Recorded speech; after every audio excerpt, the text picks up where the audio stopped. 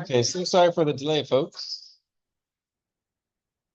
But please remember that your SEEP partner is an essential resource for you throughout the year.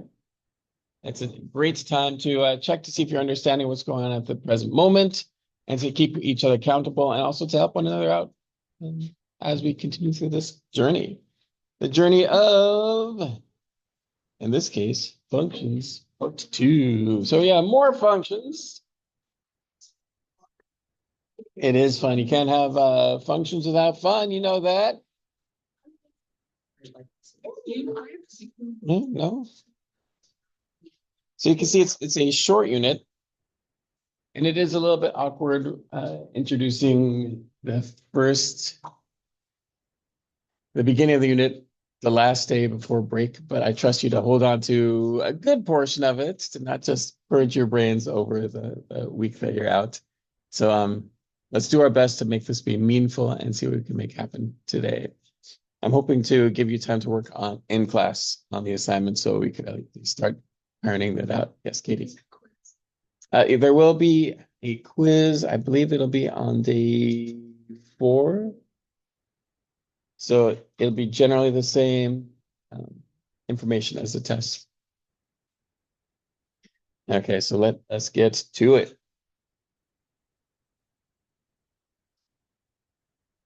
Library of functions. I'm going to refer to a library of functions, which means you're going to have a collection of items in your brain that you can manipulate at will. So for each of these functions, we're going to consider domain intercepts, if they're odd or even, increasing, decreasing, etc. So a constant function, f of x equals b, where b is a real number. Any idea what this looks like? Constant function means as x continues, left or right, the function doesn't change. So it looks something like this, where that coordinate there is 0, comma b, x in order 6. It's a special type of line with a slope of 0. And remember, slope is just another way to say rate of change. So if it's not changing, that means it's just constant, a constant function. Oh, yes, so you want all this information for each one. I don't know if I'm going to do this for each one. I feel like it's overdoing the microscope, but domain from negative infinity to positive infinity, intercepts, none. Is this odd or even? Well, we could see that it's symmetric with respect to the y-axis, which means it is even. Increasing, decreasing, nope. And behavior, hang on. I'm not going to worry about it. If I don't fill it in, just means you don't have to be concerned. F of x equals x. Can you please show me what that looks like? F of x equals x. I'm concerned that a lot of people are putting a vertical line. That would be x equals a number. F of x equals x is the same thing as y equals x plus 0, isn't it? Means the slope is 1. So f of x equals x. But I can see how it would get a little confusing with x equals some number. I'm having a hard time getting through this.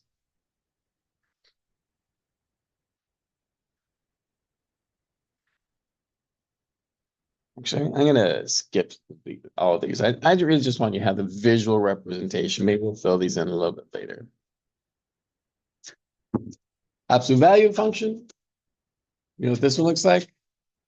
It's like you're dancing some dance for the 70s. Why? Yep. You know the dance, don't you? 4 letters in the dance. I wonder what's going on next door. Sounds like some passionate education. Sounds like what? Sounds like a lot. They must be doing functions. 1 over x. Have we talked about this function? We talked about this in this class? I don't think we did. Yeah.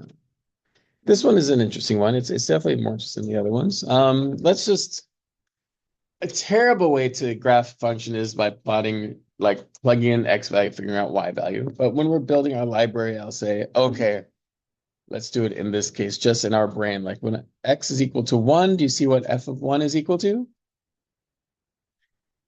Does that make sense? When you plug in a 1, the output is a 1. And x cannot, thank you, x cannot equal 0. When x equals 2, y is equal to, you see 1/2 is quite easy to get that output. And when x is 3, we get a very quick 1/3. And what shape are we dealing with here? Well, nothing we've seen before, but it's not a line, is it?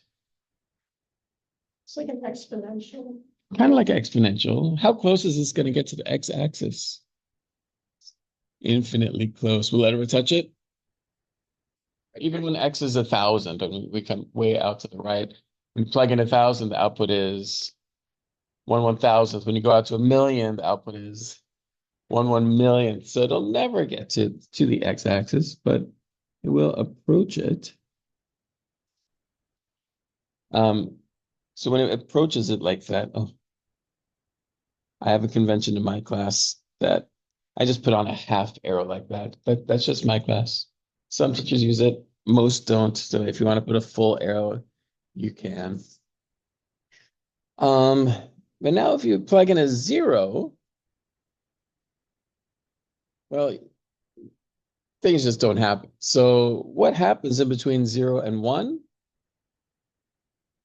Let's think. What happens if you plug in 1/2? What is 1/1/2?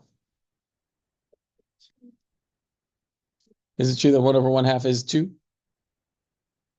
Okay, so this would be like here. And if you plug in like 1/3, 1/1/3 is 3. Do you see what's happening here? It's going to approach, in this case, approach the y-axis. Does that make sense? When we plug in a 1/10, what comes out? 10. How high is this going to go? Infinitely high.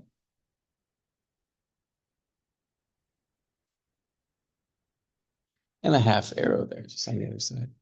Am I done with this? I have all the others. X can equal 0, but it can't equal anything else. And when you plug in a negative number is going to come out in the exact same way, isn't it? So we have this, the negative 1/2, negative 1/3, negative 1/4, etc. So we have this right here. And do the same thing here. A lovely, lovely function. When you plot this, I care about 4 things. When you graph one of these functions, I care about 4 things. 2 points and 2 lines that are called asymptotes. Have we talked about that? Asymptote. Hello, what's an asymptote? Line that the function approaches. I'll just say approaches because there are some cases where it touches it, but not in this case. Like there's a hole or something. Yeah. Yeah. So, and normally these are denoted unless they're normally denoted with these dashed lines, but it's hard to do that on the X and Y axis. So I'll just kind of put it in here like this. So this is what I want to draw. 2 points, 2 asymptotes.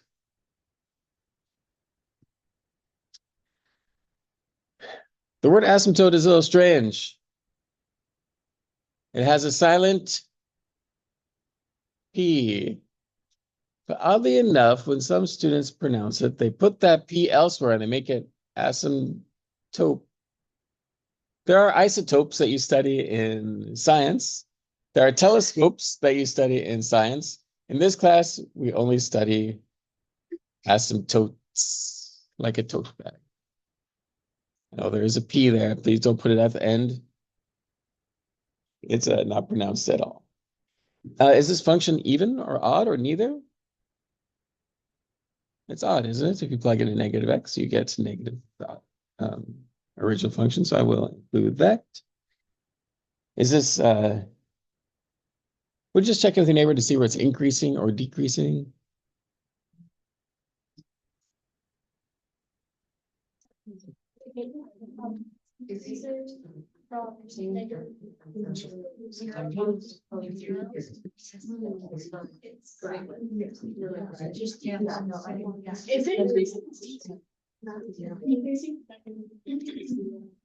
It's just, it jumps. So I'd like to hear about this. Where is it increasing? Where is it decreasing? Did I discuss? Ella, you got it in your mind? Chloe, would you come to a consensus here?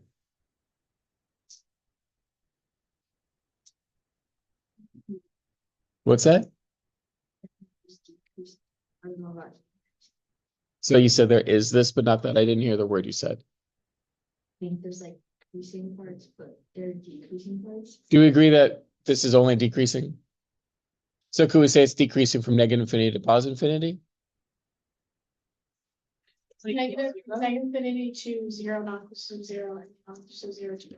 Perfect. We can't say it's decreasing at zero. So you're right. It's always decreasing, but we have to separate it. I'll be very specific here. Negative infinity to zero and from zero to infinity. Yes, maybe.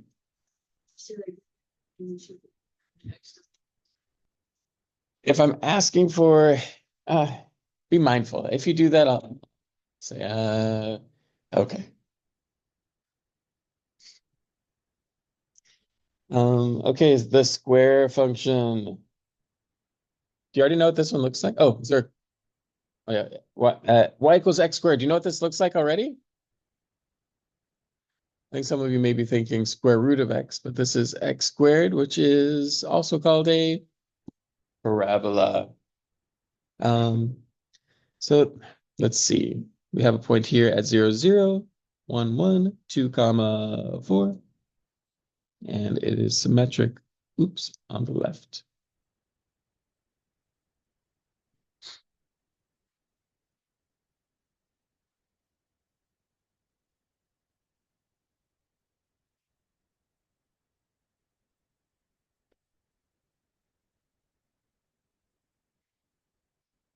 Cool.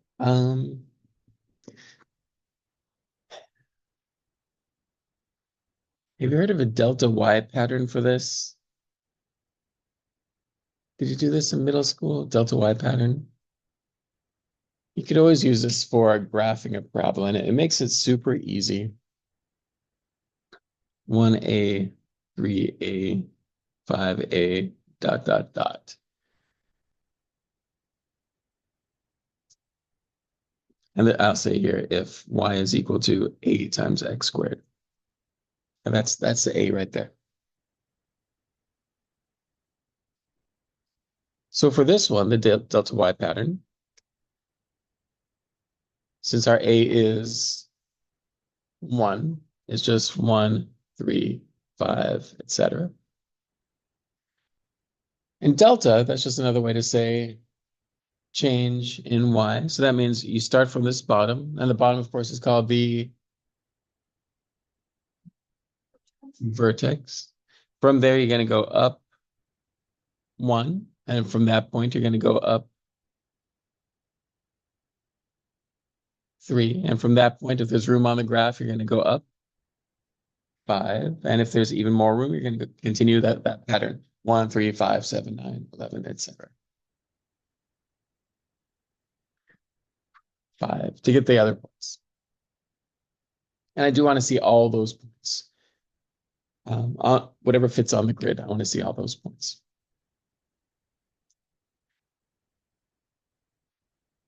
Square root of X.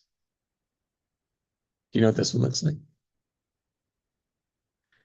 If you're not sure, let's plug in some numbers. Like when you plug in a 0, square root of 0 is 0. When you plug in a 1, output is 1. Is it plus or minus 1? No. It's just a positive square root. Should I plug in a 2? I could. Let's skip to 4, shall we? Plug in some pretty numbers here. And after 4, I'm going to plug in 9. Do these numbers sound familiar? It's like a half of a parabola going the other direction. I want to do a better job here. Do you see the 1, 3, 5 pattern here?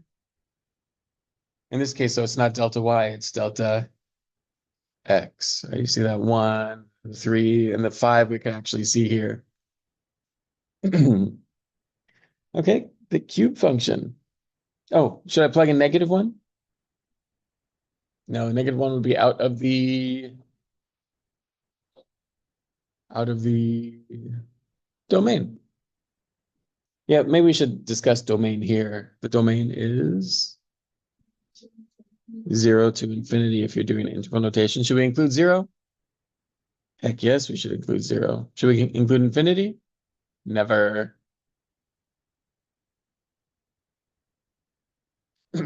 Okay. The cube function. I hate to plug in points, but let's plug in points just to build our library. And again, I'll show you what I mean by not plugging in points later. 0, 0. The next point I'm going to plug in is 1, the output of which is 1. I'm plugging in 2. Outputs is a 8, isn't it? Should I plug in the 3? It's too much. I could plug in a -1 in this case, though. -1 cubed is -1, -2 cubed, -8. And we have something that kind of looks like a super steep parabola in the first quadrant. And in the third quadrant. Oh, should I put half arrows on those? Half arrows is only when it's approaching an asymptote.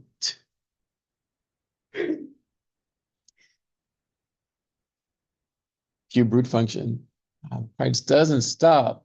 Let's see what the points you could find for the cube root function.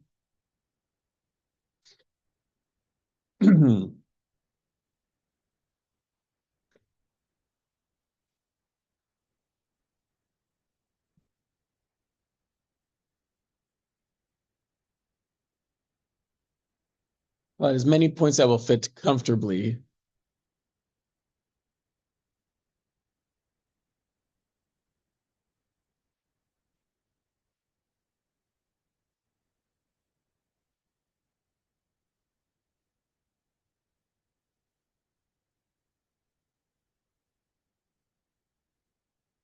Check with your neighbor. I do want some points from a lucky young student.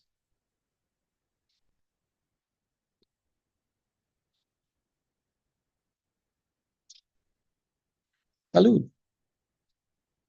Another. Look at us having a Spanish conversation. Okay, Kyson, what numbers did you plug in? I plugged in 0. And you got 0, I imagine. You also plugged in. One. Just a minute, I'm having problems with my stylus here. You plugged in 0, so you plugged in 1 and you got. So do we agree the cube root of 1 is 1? Okay. Then I plugged in 8. Okay. Okay. Are we done? No, there's more. Is this true? You could plug in negative numbers into a cube root function? And what would you get? So the cube root of -1 is -1. Is this true? It is true. Okay.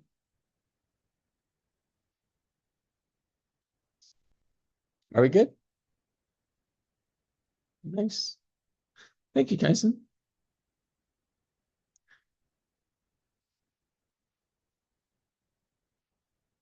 Now the trick here to make this work, well, it's difficult, right? It's so narrow, but the trick is here, you got to have it a little bit curvy. Don't just go straight to that. Although what I care about is, well, I'll tell you exactly which points I care about here. Okay. I care about these 3 points. Same thing here. For the cube function, I care about those 3 points. And I'll show you what I mean soon. I say care about.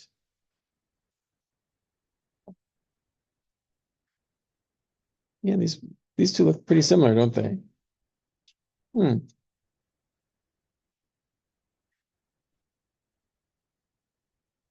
Example 1, is that a function? Are you sure it's a function? How do you know? Passes the vertical line test. Okay. Do you think that's a function you need to keep in your library? No, it's not algebraically defined. It's just kind of a random exercise that an Algebra 2 teacher has developed to teach a skill. So this function could be partially represented as a table. Do you agree that they match? And when I say partially represented in a table, do you know what I mean? It's not all the points. How many points are actually in the function? There's infinitely many points in the function, but you can't make a table with infinitely many points. So we do the best we can and then say all these points are connected by line segments. Okay. So the task now is to graph a different function built on this function on the left, where it just says f of x is 2 is being added to f of x. Let me put black right there. Adding, subtracting on the outside of the function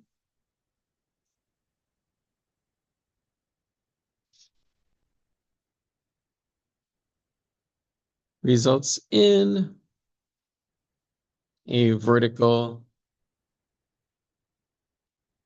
shift.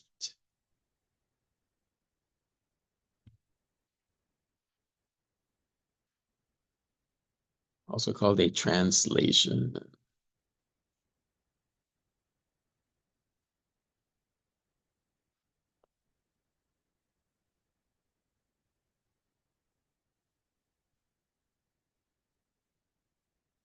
So what does that mean? Well, I'm going to do the original function. I'm going to dot it in.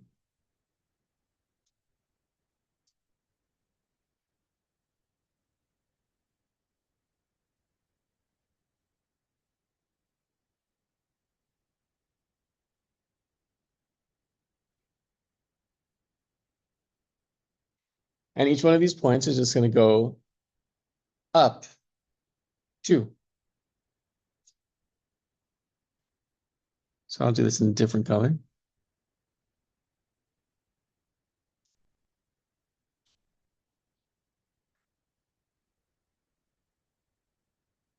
Does that make sense that I've started with those points?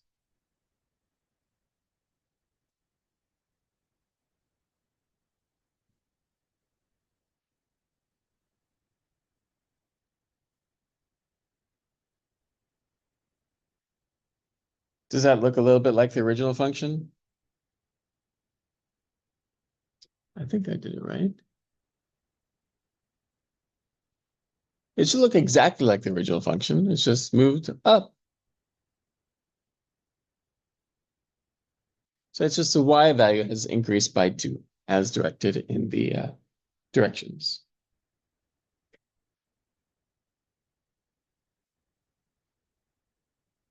So example 2, use a graph of f of x equals absolute value of x to obtain the graph of g of x, which is equal to absolute value of x minus 4. Okay, so I'm going to start with my library function, which looks like y. And that I'm gonna do dashed.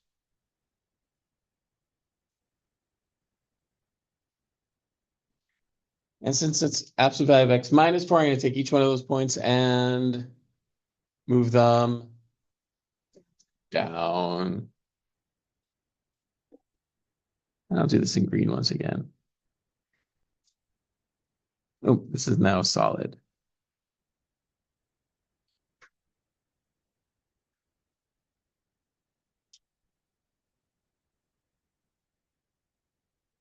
Now, I didn't point it out, but do you see that I've been very mindful to be going up one, over one, up one, over one when I'm making that V, or up one to the left one, up one to the left one.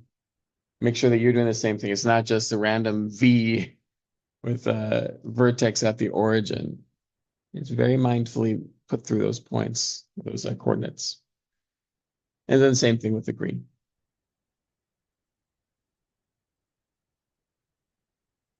Yeah, easy. And I want you to notice that I didn't plug in any values of x. But let's say I plugged in a 1 into my function here. What is g of 1? Do you see if you plug in 1, you get -3? Does that match what I graphed here? It just works. So once you have your library function, you just move it whatever way the directions are telling you to move it. So summary of vertical shifts. I think I summarized it there.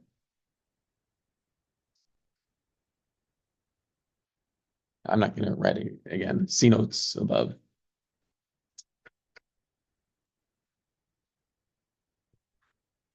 Yeah.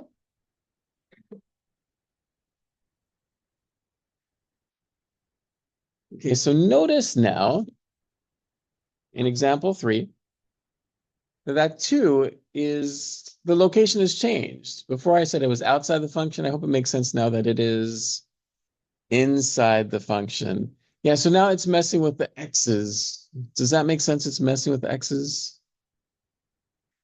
So we're going to take our normal function here and move it not up or down, but either left or right. In this case, we're going to move it 2 to the right. It's actually 2 to the right. When it's inside like that, it's opposite of what you imagine.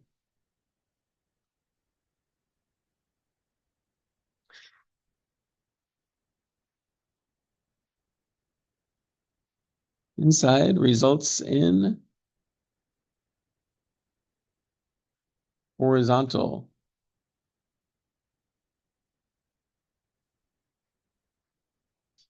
Shift. What's another word for shift? Translation. In the opposite direction you'd imagine.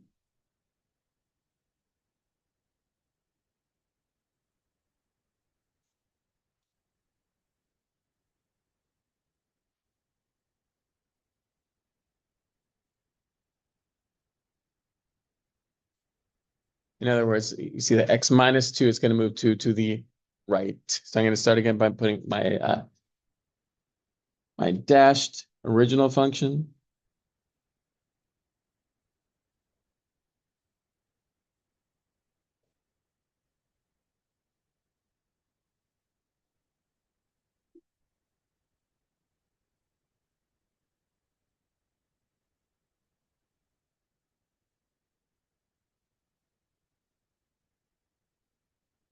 And like I said, we're going to move them all to the right. So let's do that first. This point goes here, here, here, here, here.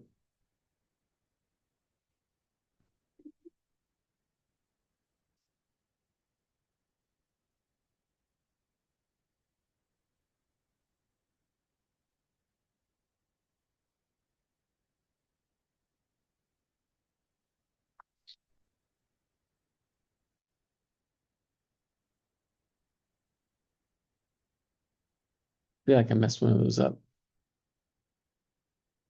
Oh, yeah. Excuse me. I messed up my original function.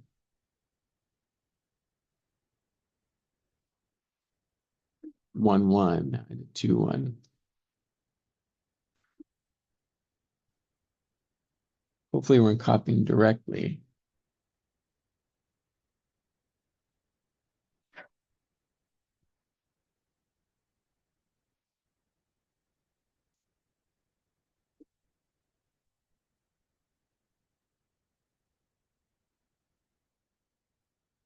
Let's check. What value should I plug in for X? Maybe one that we know, like 3. Notice if you plug in a 3 right here, what's going to happen to your X values? Becomes the same as f of 1. Do we know what f of 1 is? It tells us here, f of 1 is 1. Let's check what happens when you plug in a 0. What should come out? If you plug in a 0 into our transformation, out comes a 2. So let's see what happens. If I plug in a 0 here, 0 minus 2, it was f of -2, and we know that f of -2 is 2. Which is, I know it's not as intuitive as the last, but it works. Let's try to sample here. Use a graph of square root of x to obtain the graph of g of x equals square root of x plus 3. So I'm going to begin with a dashed version of my library function, also called a parent function. The parent function here is square root of x, half a parabola. So let's graph that. I know these points. I think I could just fit 3 of them.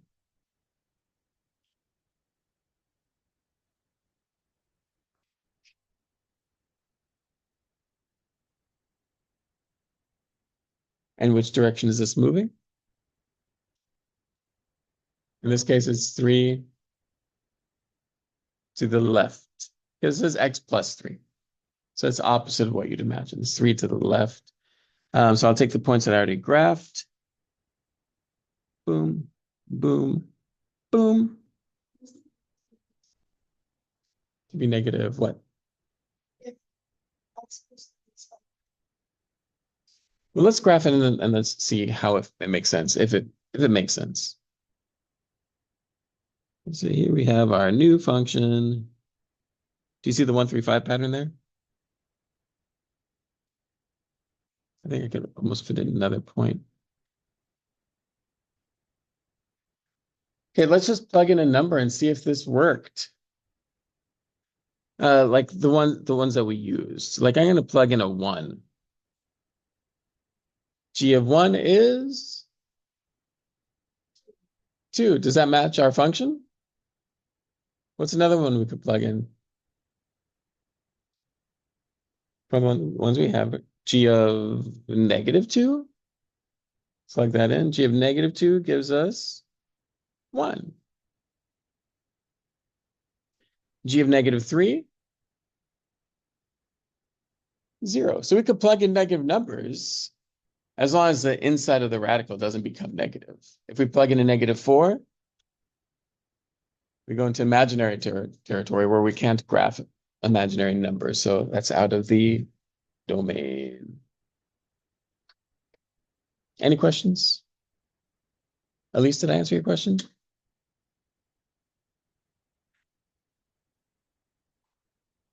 You graph each function first by drawing the parent function dotted and then shifting its graph horizontally and or vertically.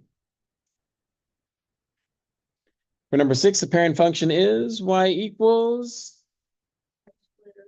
Does that make sense? Like if you take away all the plus and minuses, what's left is a parent function. Do you know what y equals x squared looks like? Yeah, it's a parabola. Did you all bring your pocket parabolas today? No? It looks like this. You should have it with you at all times. Okay? So don't leave it at home.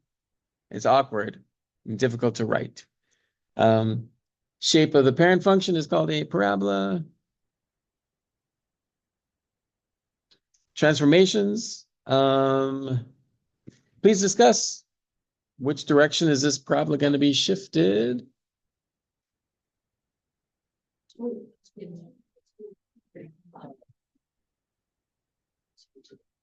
So to show me the direction two. Show me the direction of two. I notice two is inside, so that results in a horizontal. So it is two to the right, and then three up. So I'm gonna dot my parent function.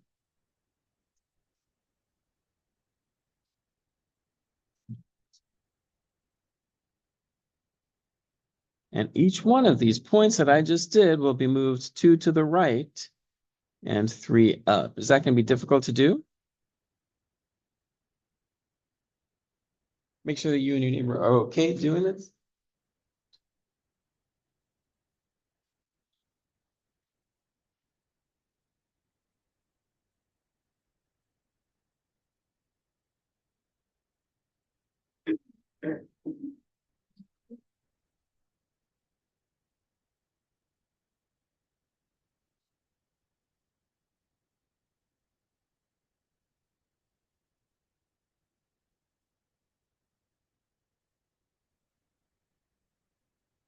Okay, so that vertex is just going to move two to the right and three up. That point 1, 1, two to the right and three up. And really the way I like to do it is I already know what the problem looks like. So I find that vertex and do the 1, 3, 5 pattern. I think I can do one more if I break through the ceiling. What do you think? Does that make sense? So we're left with this. And I think, do you remember this form from Algebra 1? Do you remember graphing parabolas in that form? Does it look familiar at all? Maybe you didn't. Okay. It's called vertex form of the parabola for maybe obvious reasons. I could quickly get that vertex. Let me put some arrows on both of these. But let's just check if it worked. If I plug in a 3 into my function, you see what comes out? Do you see that 4 comes out? And do you see that that matches what I have here? The same thing if I were to plug in a 1, doesn't the same thing come out? Plug in a 1. So what this does is it really speeds up and makes your graphing much more efficient and accurate, because once you have a solid library, it's just about moving that around where you need it to go. So there's a few of these. Look at all these. Some of these don't have names, like shape of a parent function is a parabola, but if it doesn't have a name, I think parabola is the only one. Parabolas and lines are the only ones with names. So if it doesn't have a name, just do a quick sketch of what it looks like. So 7, 8, and 9. Oh, that reminds me of an old joke. What's that joke? Why was the number 6 afraid of the number 7? Because 7, 8, 9. That's the second worst math joke there is. You the first? Did you hear this one? What did the 0 say to the 8? Did you hear this? What did 0 say to the 8? Nice belt. Is that a good one? Or terrible? I don't know.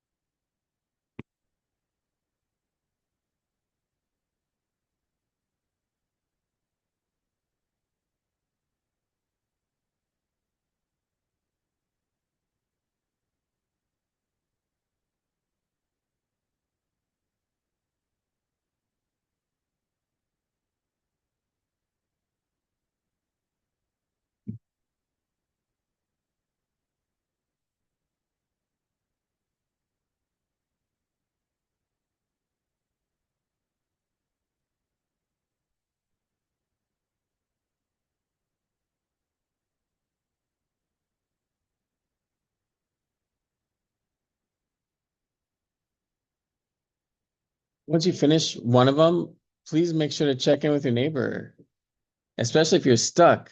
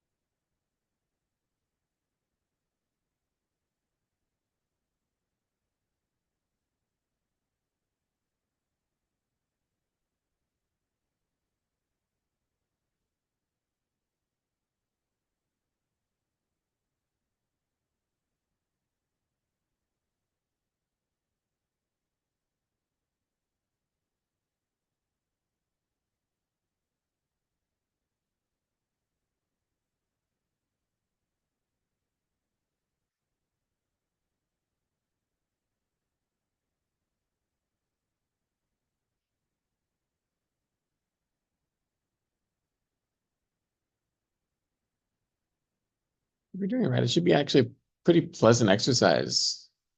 It's not a brain buster, hopefully.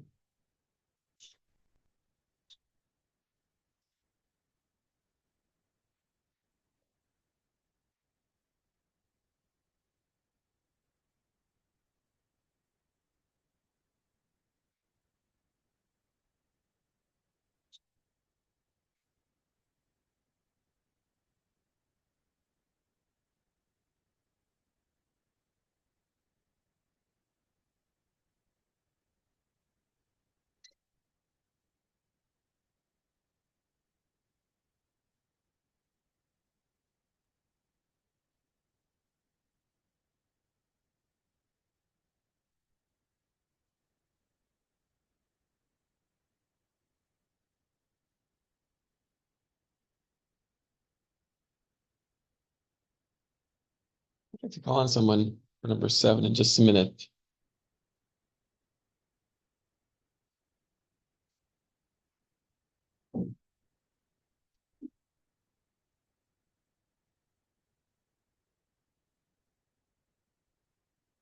Okay.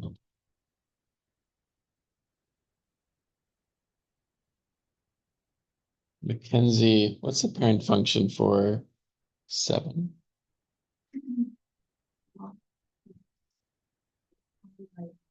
Thank you. And the shape,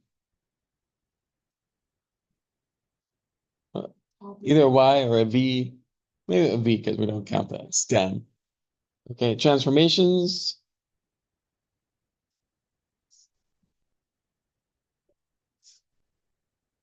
One to the left, and then you said 4 down. Do we agree? Are we good with this, everyone? Cool. So I imagine you dashed in your V.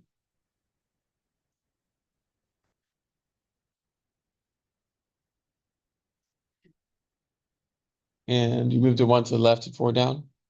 Are we good with that? The main point that I'd be looking at there would be that bottom. So it goes to -1, -4.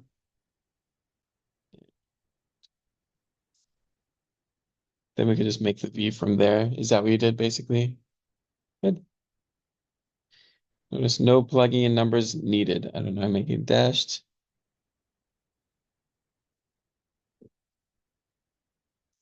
Thank you, Mackenzie.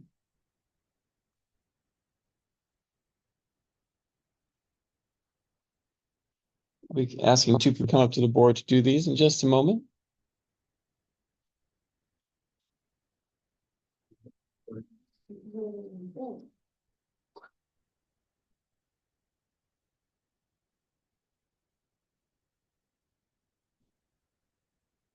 So when you are ready, Jojo, number 8, and Sam, number 9. When you're ready.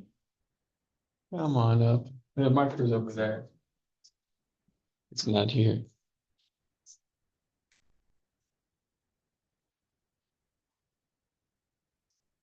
I'm just gonna do this quickly for people watching at home.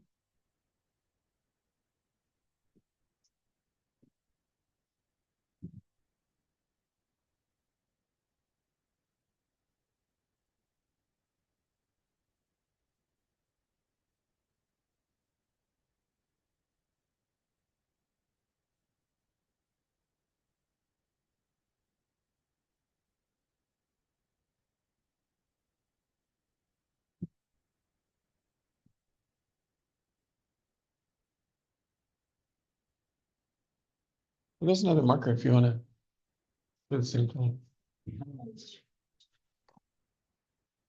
That's weird. Oh, do this part too. Oh. Please.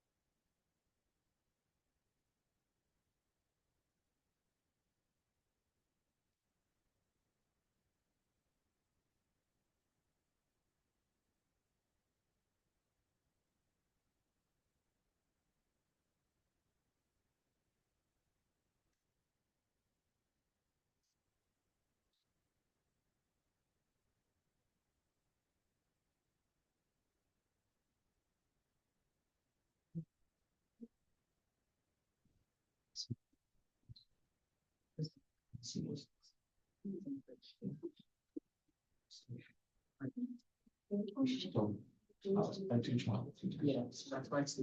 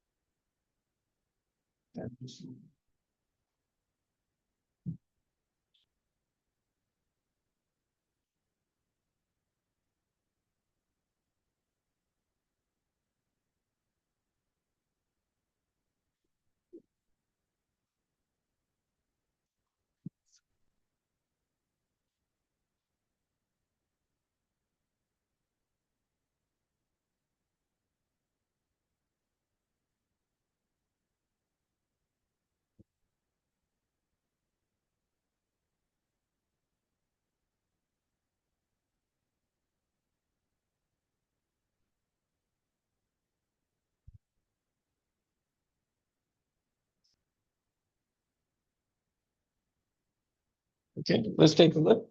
Thank you both for coming up. Are we okay with number 8? Yeah. Yeah, this is the shape of the parent function, looks like that, square root function. 2 to the left, 3 down. It's a really such a nice really graph. Once you have that library, those are very quickly accessible. Do I want any more points or is this enough? This is enough. If I'm following the 1, 3, 5 pattern, I can see that here it's now delta x 1, 3. I think we could do one more if we wanted to, but all the points are going to fit on the grid. Okay, this one, the parent function is y equals 1 over x. The shape looks like that. What do I want to see when you make your parent function for this? Aside from these two curves, see the asymptote. So do you include that in your shape of the parent function? But it is one to the right. Is that right? Yeah, it says this x minus 1 that is on the inside of this. So this opposite way to think. 1 to the right, 1 up that is on the outside of the function. Notice that he did put in the asymptotes perfectly. Okay. Each one either moved over or moved up. I can say both. Did both. How many points do I want to see on this function? 6.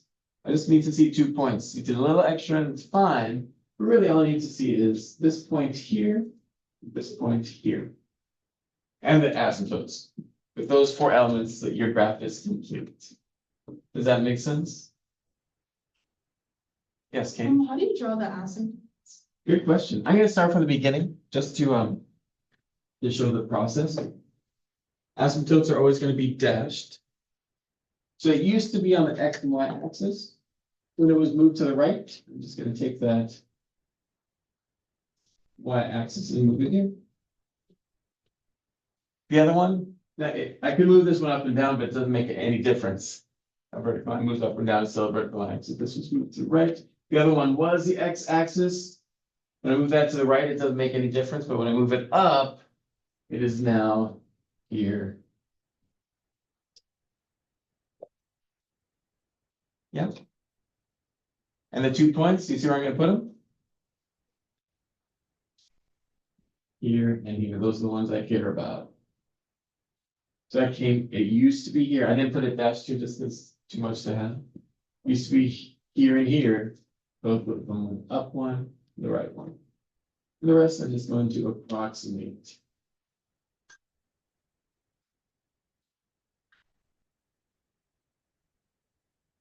Here we go. Please do not do this. Don't be afraid of your asymptotes. Please don't do this though. Do you see the problem? Yeah, that's going up, no, approach it. Try not to touch it.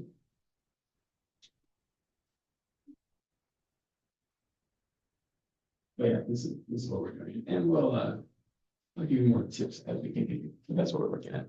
Any questions?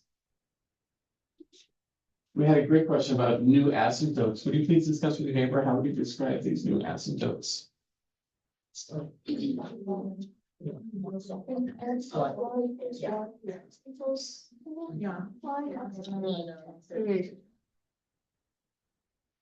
well, the vertical one could be described as